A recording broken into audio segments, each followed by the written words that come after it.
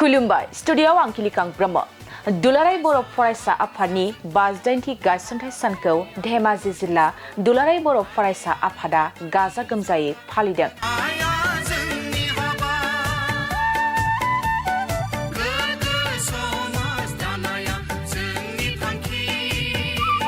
दुलाराय बर' फरायसा आफादनि जारिमिनारि गोथार सानखौ धेमाजि जिल्ला दुलाराय बर' फरायसा आफादाबो सिला फोथार दखरानि आलुफारा बर' गुदि फरायसालिनि गेलेग्रा फोथाराव सानसेनि मेहेरगोनां हाबाफारिजों गाजा गोमजायै फालिदों।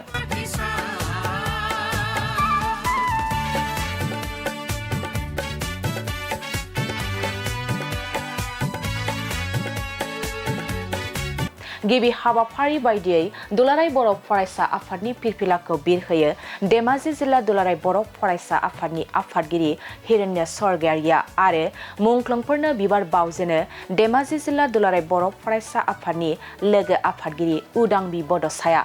बेनि उनाव बड'फा उपेन्द्रनाथ ब्रह्मनि सावगारियाव बिबार बावजेनो धेमाजि जिल्ला दुलाराय बर' फरायसा आफादनि बोसोनगिरि तेनजिं बर' बिथाङा।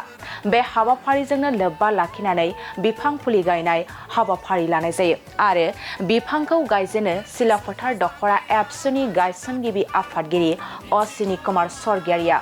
मख'जाथावदि गेवलां सावराय मेलखौ धेमाजि जिल्ला दुलाराय बर' फरायसा आफादनि आफादगिरि हिरण्य स्वर्गियारिनि मासि सामलायनायाव BKWSनि लेङाइ मासिगिरि सिजन बसुमतारिया गेवलां सावराय हाबाफारिखौ बेखेवनानै होयो। हाबाफारियाव गाहाय आलासि महरै बाहागो लायो दुलाराय बर' फरायसा आफादनि नेहाथारि बड'सा ब्रह्म बिरसिं बसुमतारि आरो गोबां दैदेनगिरिफ्रा बाहागो लायो। आफाद एबा एबसुनि जोनोम सान एबा गायसनथाइ सान 58थि गायसनथाइ सान दा बेनिनो दुलाराय बर' फरायसा आफादनि जानानै गायसनगिरि आफादगिरि बानेस्वर बसुमतारि आरो गायसनगिरि गाहाय नेहाथारि खनकेश्वर नार्जारि सार बिथांमोननिसिम आंनि खुलुमनाय सिबिनायखौ गिबियाव जासिग्रोबाय आरो गासै रायजो राजानिसिम बर' हारिनि जेसेबांनाखि रायजोफोर दं बिथांमोननिसिम आंनि गोसो गोरबोनिफ्राय खुलुमनाय सिबिनायखौ बावहरदों। बिथां रायजोफ्रा गोदो दुलाराय बर' फरायसा आफादखौ जेरैबायदि मदद होबोदों आरो दिनैबो मदद होबोगासिनो दं। दा बेनि थाखायनो गासै रायजो राजाफोरखौ गिबियाव खुलुमनाय सिबिनाय आरो गाहाम हामलायथि बेखौ बावहरग्रोबाय जे दुलाराय बर' फरायसा आफादा दिनै 58थि बोसोर जाबाय। दा बे हिसाबै दुलाराय बर' फरायसा आफादा जोङो बर' हारिनि खामानि बर' हारि जौगानायनि थाखाय खामानि मावबोबाय थादों आरो बर' हारि जौगानायनि थाखाय दुलाराय बर' फरायसा आफादा मेंनाय गैयै हाबाफारि लाबोनानै जोङो सोलोंथाइनि बिथिङाव गेलेनायनि बिथिङाव समाज फोसाबनायनि बिथिङाव आरो गुबुन हाबाफारि लानानै जोङो दिनै दुलाराय बर' फरायसा आफाद हिसाबै खामानि मावबोबाय थादों।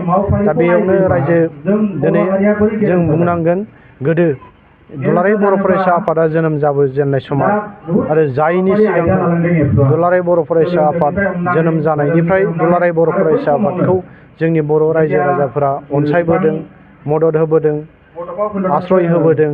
दा बेनि थाखाय जोङो दिनैसिम नैबे लेभेलसिम जोङो दुलाराय बर' फरायसा आफादा मैखोमै खामानि मावबोबाय थानो हादों। दा बे हिसाबैनो दुलाराय बर' फरायसा आफादा जोङो गेलेनायनि बिथिङाव जोङो आन्डार 13 फुटबल बेखौ लानानै जोंनि उन्दै उन्दै जाखांबोबाय थानाय फंबायफोरनि थाखाय मोजां गेलेगिरि फंबायमोनखौ जोङो बासिख'नानै जे मोजां गेलेनायनि मोनसे अनुस्थानफ्राव जों हरनायनि बेबस्था बेखौ खालामदों आरो बेजोंनो लोगोसे दुलाराय बर' फरायसा आफादा हारिमु जौगानायनि थाखाय मोजां मेथाइ खनगिरि आरो मोसागिरिनि थाखाय जोंनि दुलाराय बर' फरायसा आफादनि जि कनफारेन्सफोर जायो दा बेवहाय जोङो देंखो 1, 2, 3 हाबाफारि लानानै मेथाइ खननायनि बादायलायनाय दा बै मेथाइ खननायनि बादायलायनायनि गेजेरजों जाय फंबाय बिनानावमोनहा मोजां मेथाइ खननो हायो आरो बादायलायनायनि गेजेरजों जाय देरहासार जानो हायो बिथांमोननो मोनसे मिनिमाम माबा मोनसे बान्था होनानै जोङो बर' हारिनि गेजेराव बिथांमोनखौ सिनायथि होनो हायो आरो बिथांमोनहा दिनैसिम जों नुबोनायनि बेलायाव बिथांमोनहा दिनै बर' हारिनि गेजेराव गाव गावनो आथिङाव गावनो गसंनो हानाय मेथाइ खननानै बेबायदि गसंनो हानाय बेबस्थासिम जाहैदों।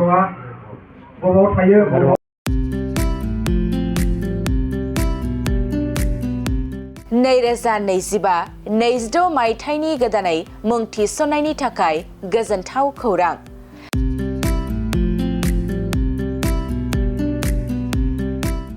क'क्राझार सहरनि साखाथियाव थानाय थिथागुरि मानास पाब्लिक स्कुला गुन गोनां सोलोंथाइ बोसोरनि नार्सारिनिफ्राय थाखो 9 सिम फरायसा फरायसुलिफोरनि गोदानै मुं थिसननायनि खाबुफोर होगासिनो दं।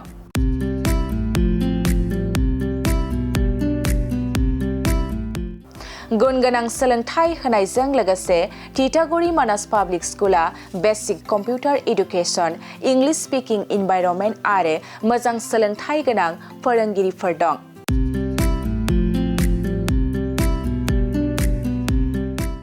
आरो फरायसा फरायसुलिफोरनि थाखाय सोलोंथाइ लानायजों लोगोसे योगानि खाबुबो दं। लोगोसे मोजां सुबिदा जानाय बादि हिन्जावसा आरो हौवासाफोरनि थाखाय हस्टेल थानायनिबो खाबु दं।